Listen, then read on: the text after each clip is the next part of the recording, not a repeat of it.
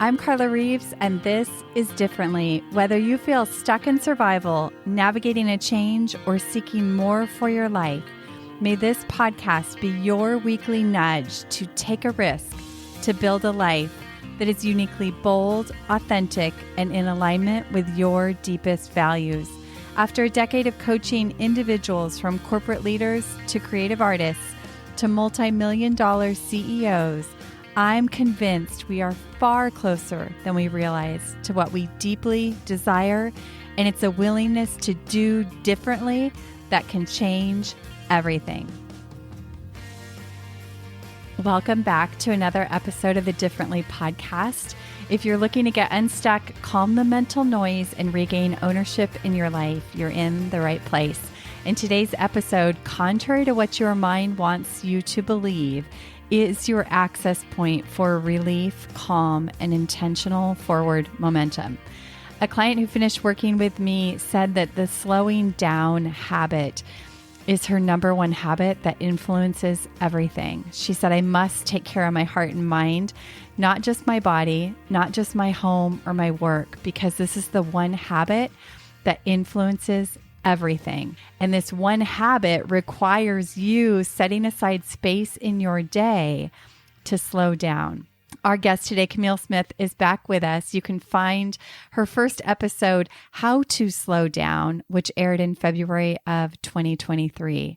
She's the owner and founder of Restoration Yoga that helps foster emotional and physical healing. Her passion is helping women overcome anxiety, stress, and depression through the healing power of Christ-centered yoga and meditation. She is a fellow hyperachiever who discovered yoga to be a vehicle that helps to bring back all the parts of her that get swept away in the busyness and bring her back to that feeling of centered and calm. In this episode, imagine creating a space where you can get quiet and hear the wisdom beyond the noise of your mind and find peace. That's exactly what we're going to talk about today. Camille reminds us of the power of silence, the strength we can find inside, and the courage it takes to follow that inner knowing. I am continually amazed at the intriguing link between slowing down and increasing productivity, and I think you are going to be too. And stay until the very end for that one action that you can get started with right away. Enjoy. Camille, welcome back to Differently. Thanks. I'm excited to be here. Thanks for having me.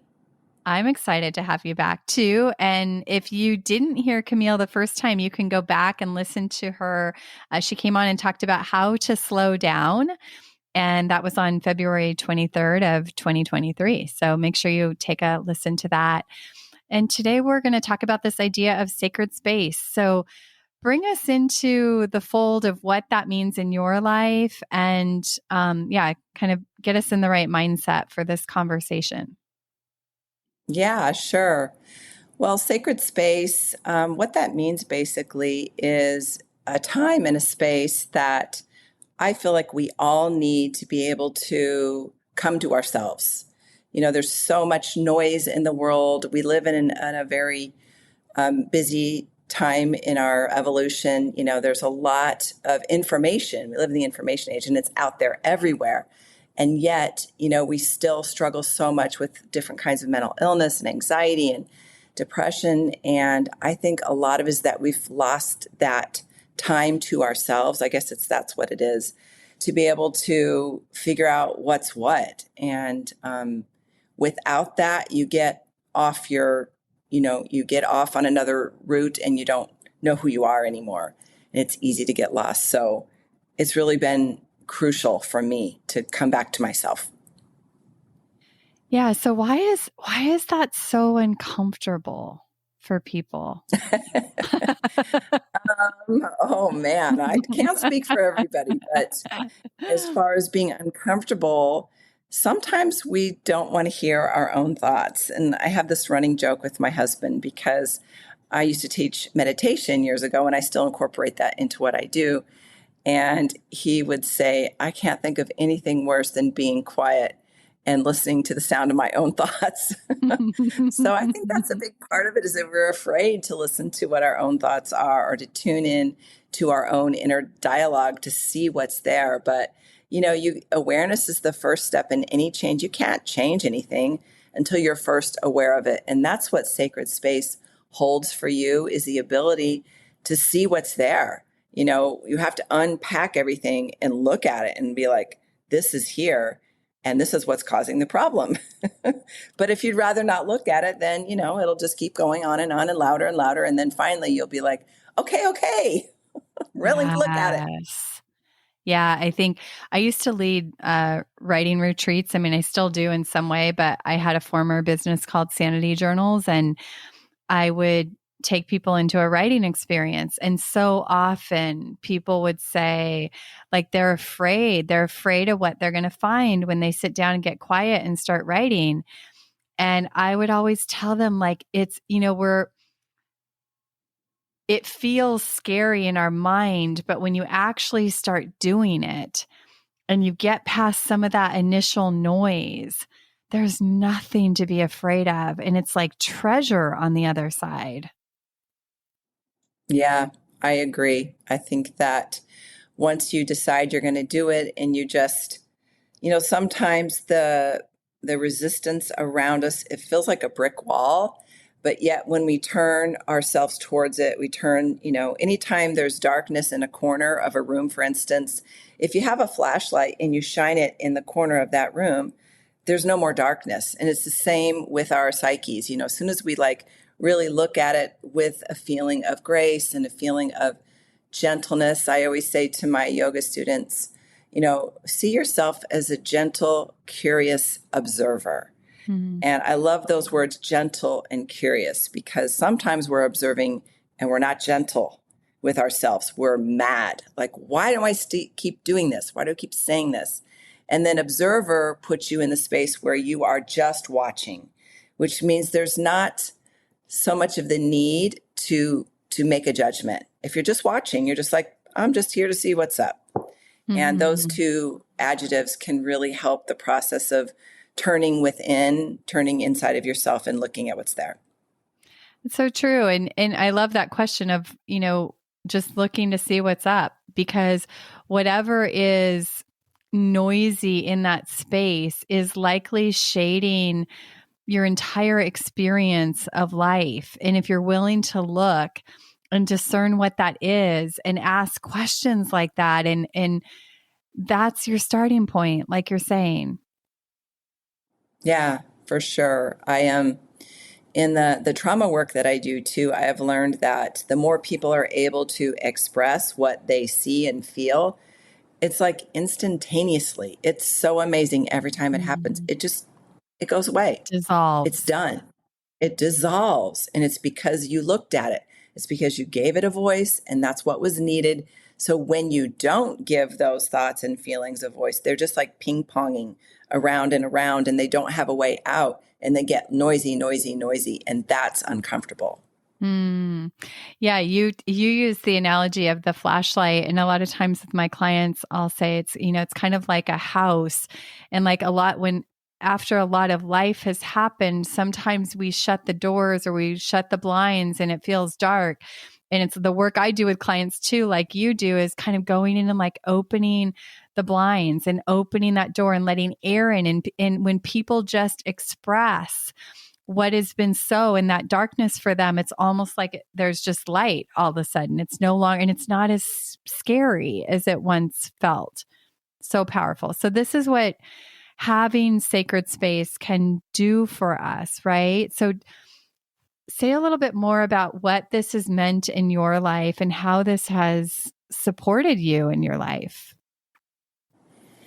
Sure. A couple of things that I want to add here too, and then I'll answer your question, is when I teach this concept and people are trying to wrap their head around what exactly does that mean, I'll kind of list off a couple of bullet points so they understand what it is. And some of those reasons why you might feel like you need that sacred space is to be able to have somewhere to go to figure out how you feel about something, for instance.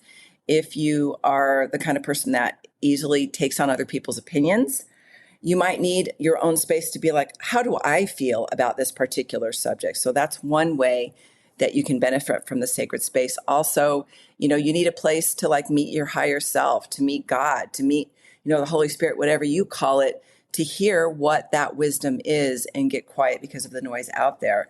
Sometimes you need answers or, solutions to problems that you're having. And all of these kinds of reasons, and there's more too, help you realize I need that space. Or people that create, you and I are creators, everybody's creative. So you need a place sometimes to get the inspiration, to get into that flow of creativity. So those are all reasons why I've come to sacred space and why I continue to go back, because whenever I do it, I'm never disappointed. Never have I ever said, I wish I had used that extra 10 minutes, 15, 30 minutes to stay in bed or to watch TV or I don't know, whatever. I've never said that. I've always been like, oh my gosh. Truly. Why don't I do this more? Yeah, it's so true. Same. Never regret it. It's kind of like going to the gym and getting a workout in. It's not like you ever regret that. Yeah. Yeah, exactly. It's worth it. Okay. So I know in my life, like this has become a non-negotiable, because of what you're saying. Like it fuels every other part of my life. And it's the one thing I think for so many years, back in my 20s, I was just so focused on the external world and trying to do and achieve and get better and be better and please everybody and get everything lined up in just such a way so that I could be happy inside. And it was such my life had to kind of fall apart for me to go, wait a minute, there's got to be a different way. And I've found that different way is going inside first and finding, like, cultivating that inner life that ends up kind of changing everything on the outside.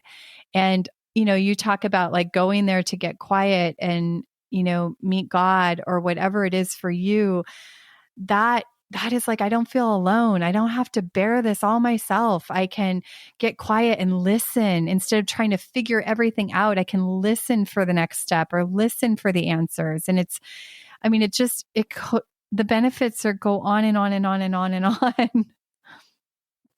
Yeah, I agree. I think it has to do with surrender too. You're describing that process of being busy and doing all the things and, externally looking around. And, I've done that too. And I still sometimes do that. You're looking for the answers outside, but all the time, the answers are inside.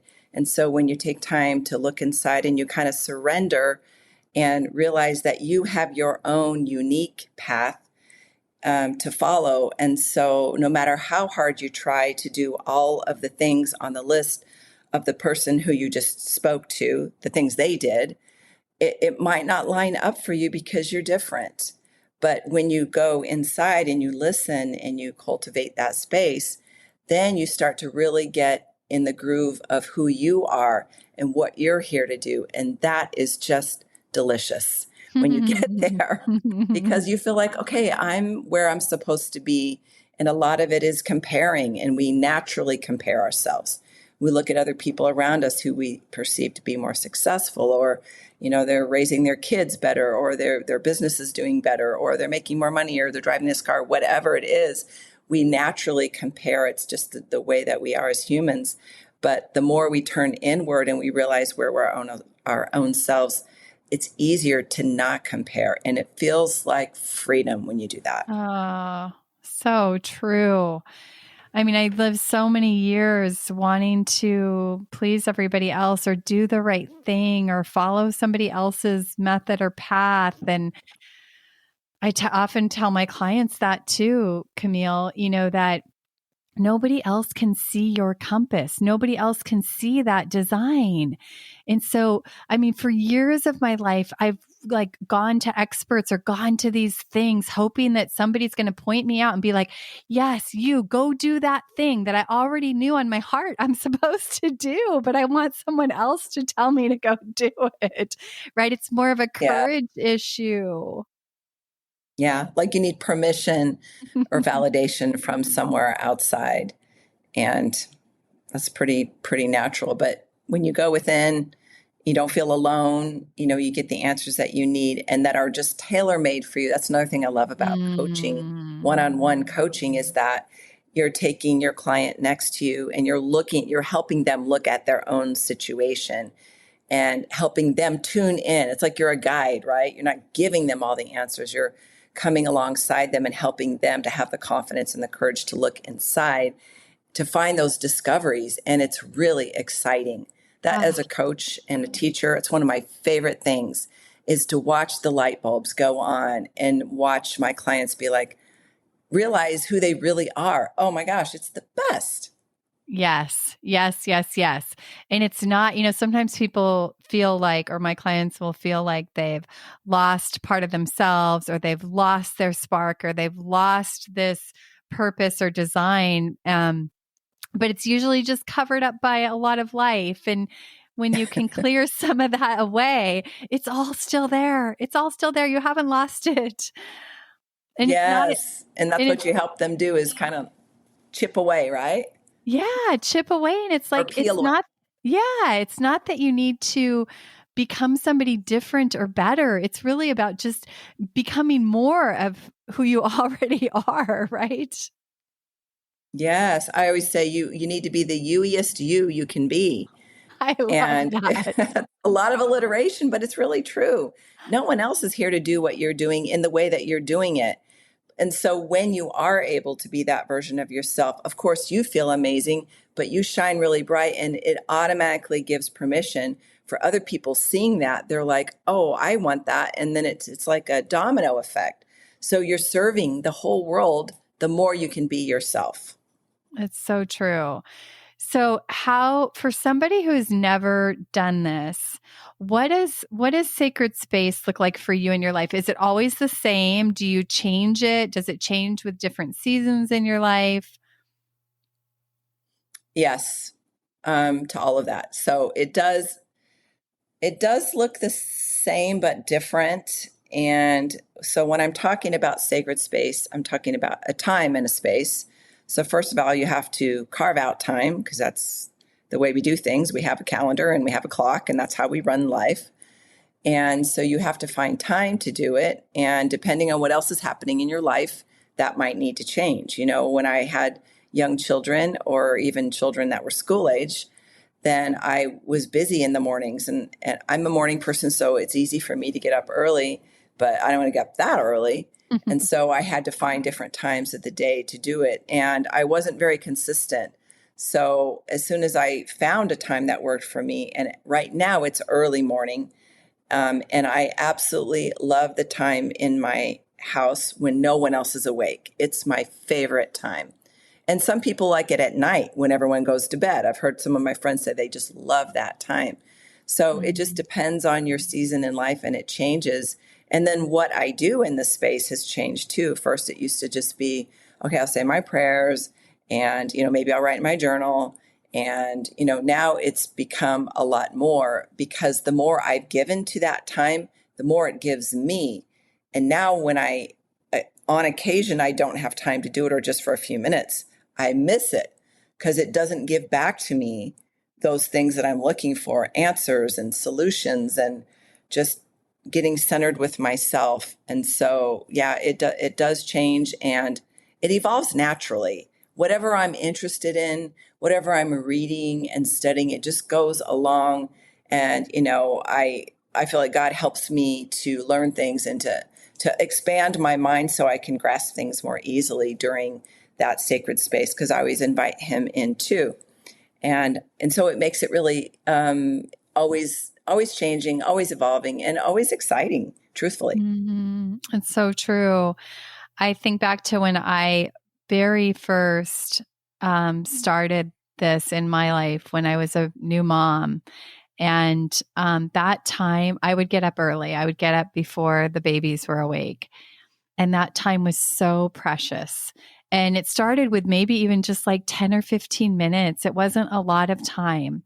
But that, and like you said, it grew over time. But that 10 or 15 minutes to just have my own thoughts and be quiet and pray or write or read something or whatever it was, Mm-hmm. just allowed me to entirely change the way I showed up as a mom for that day.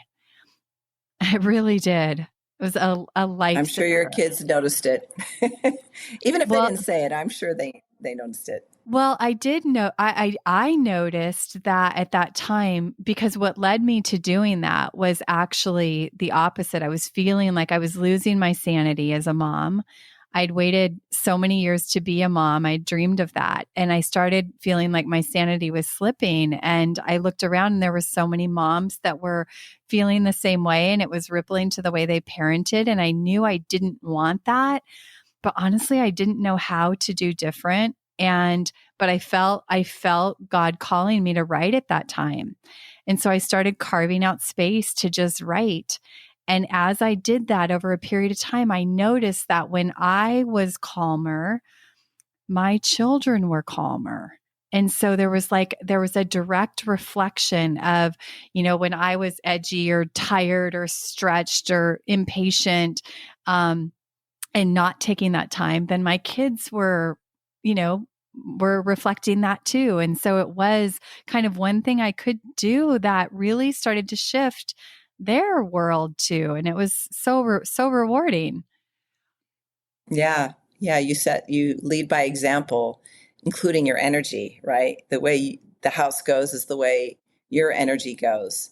That's why I loved starting with sacred space in the morning, because you're setting a tone for the whole day. You're setting an intention and an energy that will carry forward with how Mhm. you're starting. I've been reading this book by Jay Shetty, Think Like a Monk, which I love. And he talks about how, you first start your day. He recommends you don't have your phone, next to your bed or even in your room, because when you do and you open it up, and for instance, you get on social media, it's like it's like having a whole crowd of people come into your bedroom when you first wake up. So And I true. love that analogy. It stuck with me because I'm like, I don't want a bunch of strangers in my bedroom. But So that's how a lot of people true. start their day. They just open their eyes and they're like immersed. And so when you can take time for your own thoughts, your own self, and not the crowd of strangers, it's very different. It's That's very right. different. Yeah, I mean, that's one takeaway, um, for the listeners, that you can start right now. Even if I know I have so many clients who start the day looking at their email. And so it's like automatically you're just already in work mode and you haven't even taken a breath, to get your feet on the ground. And so just that one thing can be a game changer, a total game changer. I love that so much. And Yes, I think too, I do. I used to, when I first started, I made a basket of like pens and books or prayers or notepads. That was kind of like my morning ritual basket, so everything was there that I needed. So it's easy to grab, but anything like that to make it more likely that you do that. I used to set my timer on my phone or my alarm, but have it outside my bedroom so that I couldn't hit snooze. I'd have to actually get out of bed to turn it off, and then I was more likely to stay up. Yeah. Oh, I love that. That just reminds me too, that I've talked to people about this and they're like, well, if you don't have your phone by your bed or even in your bedroom, then, what's your alarm? And I'm like, before there were phones, there were these things called alarm clocks. They still make them. So I did go on and buy a very simple alarm clock and put it next to my bed. And that's what I use. And so, it's almost like we forgot how to do life before phones came along. It's so And true. there was life before. And once you start giving it up a little bit, a lot of things will shift and kind of assist you in this direction of creating the sacred space. And just like you said, you had a basket of pens and books and journals and things. I have a space down in my front room next to my online yoga studio that where I have books, journals, and like my favorite cozy blanket. And my dogs always know when I get up, they go and they sit right by there because they know that's where I'm going to go. And it makes its own energy, that space. And it kind of calls to me. It's so I like it. true. I love that. So is yoga part of your sacred space ever? Yes, sometimes it is. I don't usually do it at that same time. My Mm-hmm. sacred space is more reserved for things that I can literally do while I'm sitting there, praying, writing, reading, meditating, pondering. But I do yoga regularly. And when I do yoga, a lot of those same feelings and inspiration, when I do yoga, my own practice, not taking another person's class, that's when I get massive amounts of information. So I always have a notepad and a pen by my mat because as soon as I start to move, it's like my head opens up and all of the stuff comes in and I have to write it down. So yes and no is the answer. So when you do your own practice, does that mean you're just kind of guiding yourself through yoga poses, but not following, Yeah. a class online or Yeah. in person? Yeah. It's an opportunity for me to intuitively ask my body what it needs. Start with breathing and then just be like, oh, this is tight. I'm going to stretch my hamstrings. And, now I want to get my energy going. I'm going to do some sun salutations. And it just kind of morphs into one thing and then another thing. And I always tell my students, don't even worry if it's a pose, quote marks around that word, the pose. Just do what feels like you need. And the more you do that, the more you strengthen the connection between you and your body. When I was younger and before I discovered yoga, I was very athletic and did a lot of things and I pushed myself a lot. And I wasn't always listening to what my body said. I would just do it anyway. And, in the long run, that's not a good idea because then you have injuries and then your body, you have distrust instead of a trust there between you and your body. Your body's like, yeah, I don't really know what she's going to do now. So yoga is a good way to keep that connection strong. So amazing. I love that. And I think just anything we can do that gets us out for, busy, high achieving people, anything that gets you out of your head and into your heart and body just fuels everything else, right? Yes. But sometimes it's Yes, one of the totally. hardest things to do as a busy person because you want to just keep going and doing. Well, yeah, you want to check the boxes. You've got a list, right? Whether you write it or whether it's up here, you've got a list. And when you think about your sacred space, your time alone, you're like, well, what am I, what box can I check? How am I being productive? And, the great mystery is that when you use this time to organize yourself and your thoughts and you get connected, you actually, I feel like God can help you make more of your day. You can be more productive, which in our brain, it doesn't make sense. It doesn't, 2 + 2 just doesn't equal, but it seems to be that way for me. When I take that time, the day goes smoother. There's less hiccups and it's really kind of amazing how that works. That you just answered the question I was going to ask you next, which is how does this impact your life as a mom and business owner and all the things? And I think, is there Yeah. anything else you would add to that? No, just that, if you are, and I know probably some of your listeners, maybe all of them are, highly, what's the term that you use? Like Hyperachievers. very motivated. Yes, that's the word, hyperachiever. The first time I heard that, and I was like intrigued. I'm like, yes, that's me. That's me. And that's you. And that's probably a lot of people Yeah. listening.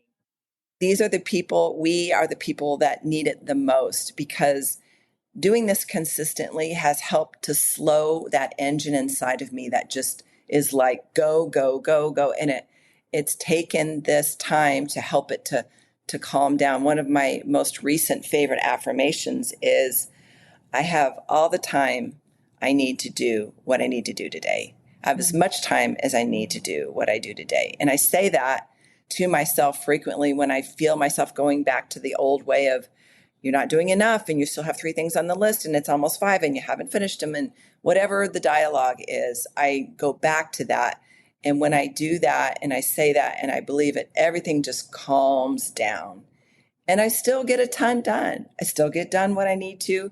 So it's just a thought that's causing these problems that I've decided I need to just override that or delete that thought and put a new one in its place. That is so powerful. I mean, I always say like your words are creating your world, whether they're just your thoughts, words in your head, or you're saying them out loud. I used to, for years, I was like, I'm so busy. There's too much to do. It's so hectic. I don't have enough time. And that was the pace in which I lived every day. And it was exhausting. And same, I started just telling myself something different. Like, what if I have enough time? What if there's plenty of time to get all the things done? And then you start to literally create a new world for yourself. And it's powerful. Oh my gosh, you just make me so excited as we talking about this, because it's made a huge difference. I can tell it's made a difference for you too. Oh, 100%. Everybody do this. Yes, everybody do this. And my brain is always like, telling me I need to be working more and doing more and working harder. And I think one of the things recently that I've been feeling God tell me is like, slow down. You don't have to have this all figured out. I just need you to show up 15 minutes a day and work on this project, and I'll reveal the next step for you.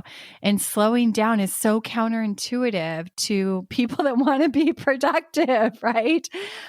But it actually does. It does make you more productive. Just what you're saying. Yeah. So powerful. So challenge. And it's hard to do it too.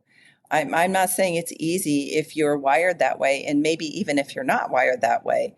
I only know my own experience, but you have to consciously decide.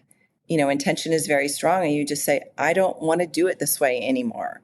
I don't want to be on this hamster wheel, because it causes you to go into that sympathetic nervous system where you're always in fight or flight. You're there all the time, and it really beats your body down, burns out your adrenals. Physically, it's bad for your health.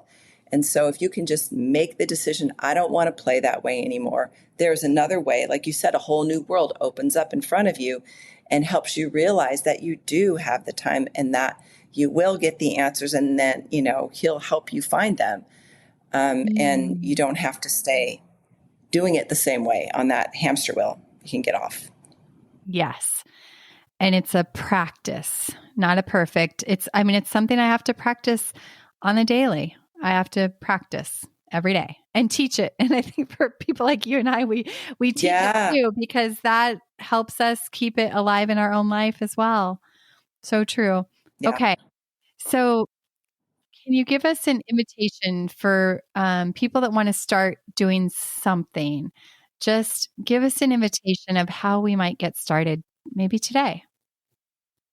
Yeah. To get started, first you need to decide you want to. The very first start is to say, I want to do this. I want to try this. It's not just somebody, if you're doing it for other reasons, then it's just falls in that other category of, oh, they said I should do this. But unless you're like, I need to, or I want to, that's the shift right there. And then it's just take some time. You can start with 5 minutes. You could start with 10 minutes throughout your day, maybe in the morning first thing. I personally think that's the best time. But if that seems like a struggle to you, do it during your lunchtime. Do it at the end of the day, before you go to bed. And just say, this is my time that I'm going to think, or I'm going to journal, or I'm going to pray. You even decide what will happen during that time. But step one is just to decide you want to and make the space for it. There's steps after that, but that's your beginning. That's so true. It's so true. It's like, don't do it because we love it and it works for us.